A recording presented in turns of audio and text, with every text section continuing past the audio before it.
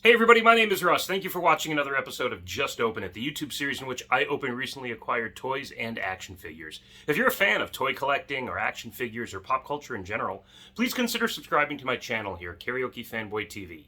Every week I do open a recently acquired toy or action figure, though this week is an episode of the Just Open It book club, because I'll be opening another book, specifically a comic book, the Final Faction comic book that was released to Dollar Tree recently. If you've been watching Just Open It, or maybe you already know in general, Final Faction is a Dollar Tree exclusive action figure line. It's a Dollar Tree exclusive toy line that features action figures, weapons packs, and vehicles, each priced at $1.25. There is a $5 action figure vehicle 2-pack available at Family Dollar. So if you're willing to spend a whopping $5 for an action figure and a vehicle, you'll do that at Family Dollar. But otherwise, as far as I understand, the Final Faction line is available exclusively at Dollar Tree. And I'm blown away by how great this toy line is. It's kind of a G.I. Joe meets Aliens concept, where the Final Faction is Earth's last line of defense against an invading alien army sometime in the future. And this comic book is their origin story. I did pick up 2 issues of #1, just based on this series, Just Open It. You know, I'm not the kind of guy that likes to leave things in the package, but there's something special about this to me. You know, comic books and action figures do have this kind of symbiotic relationship. When I was a kid, Masters of the Universe was the first line that kind of sucked me in to toys, but then DC's Superpowers line also kind of instilled in me a love for the classic superheroes, some of which you see right here. And some of this art was probably used in the marketing of Superpowers. And those figures all came with little comics that told their characters stories and kind of established relationships and who the good guys are and the bad guys are. And you saw the vehicles in action, and it just instilled this sense of adventure. And it made me as a kid want to continue those adventures in my play with those toys. So Final Faction continues that tradition with the release of comic books in tandem with their toys. And I'm very excited about this. The thing that blows my mind about Final Faction, as I explained, $1.25? So not just action figures, weapons packs, and vehicles now, but comic books at a price point that's but a fraction of their mainstream counterparts at retail or in comic book stores. A comic book of this caliber would probably cost you at least $3. So $1.25 is less than half of that. A very affordable price point for kids with a couple bucks in their pocket.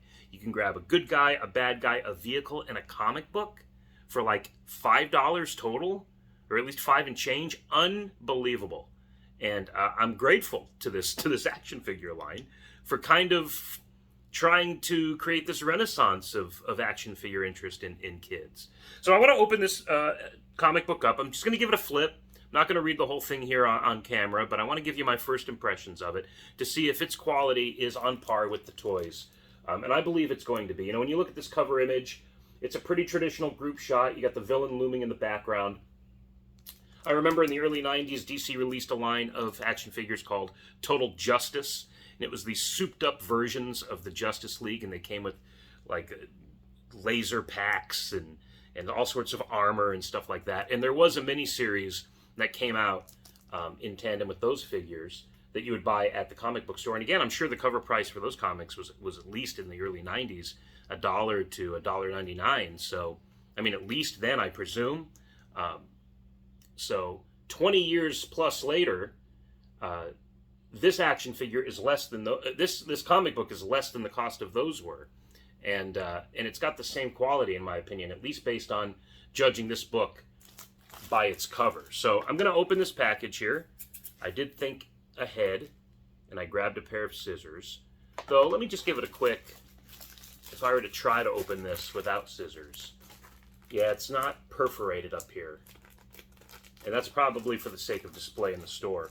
You know, just the fact that it comes packaged in plastic kind of reveals this, you know, this is special. You know, you're not just going to be able to flip through this in the store and get your fill of it there. You have to take it home. You have to open it and read it. And it makes it a bit of a collector's item for kids that might not have experienced a comic like this in plastic. Older readers take this kind of thing for granted. You know, we remember the death of Superman, and that came in that black poly bag with the blood dripping off the Superman S, and it was so cool. And has there been anything comparable since then that came in packaging that wanted you, the consumer, you, the reader, to think this is special? And I'm getting that impression from this. So I'm going to open it now and and let you know what I think here as you see what my depth perception is like. Okay, here we go. Extracting the comic from the plastic. Very easy. New comic book smell. Got to appreciate that. The back cover has some preview art for issue 2, which to me is better than the front cover. But this is the second wave of figures that came out. So first wave, second wave. Okay. And I'm just going to give this a flip. The creative team is listed on the back. I want to give them a shout out. Toby Osborne is the script writer, penciler, and inker. Chris Marinin, I hope I'm saying your name right. Inking assistance by Luis Rivera. Colorist is Mimi Simon.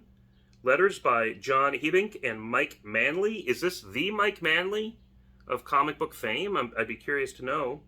And then spoof ad page artist Pete McDonald. So I'm excited about that spoof ad. Let's see what that's all about. But all right, again, just getting a closer look at the cover. Inside, the inside front cover is all of the product available so far, I assume, in the Final Faction line. And as much as I love seeing all of this, I would imagine it being, you know, it's a crude design. It's just everything exactly as is, and the sheer quantity of it is a little overwhelming, but at the same time, it's like a nice checklist, I guess. So you can collect them all. But giving this an initial flip here, I'm already seeing some Kirby-esque, Jack Kirby-esque influence on at least the likeness of the female face here. And I could tell that this is establishing the arrival of the alien invaders and how some of these characters come to be and team up to fight against them. So I am excited to read this just upon an initial flip here, because I do think it will well establish the world of Final Faction. There's the ATV, the vehicle is there. So it's product placement for sure. It's definitely hey kids, you know, go buy these toys. Oh, see, here's the spoof ad. I don't want to show it too long and give too much of it away. Here, I'll just show kind of half the page. So you're kind of getting that classic comic book, you know, mail order merchandise here. And there's a disclaimer at the bottom that makes it clear all advertisements on this page are purely fictitious. So that's a lot of fun. And it definitely gives the comic a sense of having a place in comic books at large. It's not just this, you know, dollar store advertisement for toys. It's truly respecting the fact that it is a comic book and it's in the medium of comics and kind of utilizing the culture of comics. So I dig it very much. If I were to offer criticism of any kind as a guy that self-publishes his own comics, to me, I'm fairly sensitive to lettering in comic books like this. And I think the Masters of the Universe Origins line of action figures, their mini comics, the lettering is terrible. It's too large. It obscures a lot of the art. It prohibits the art from breathing. If the artist is cognizant of the font size and the panel space that the speech balloons are going to take up. See, when I look at this up here, just to have the word "in" on its own line is a bit jarring to me. Make this a little wider and get all the text on one line, or maybe drop continues onto the next line. So it says the action and adventure, and then the next line would say continues in. Very minor critique here, but something that I think tightens the quality of the product as a comic book. So older comic book readers like me look at this and can't dispute its place in my collection. It's not just a commercial in print, it's a comic book. And the art certainly is great. The panel layout is crisp. It looks easy to read. There's some fun parts here. I can see some humor.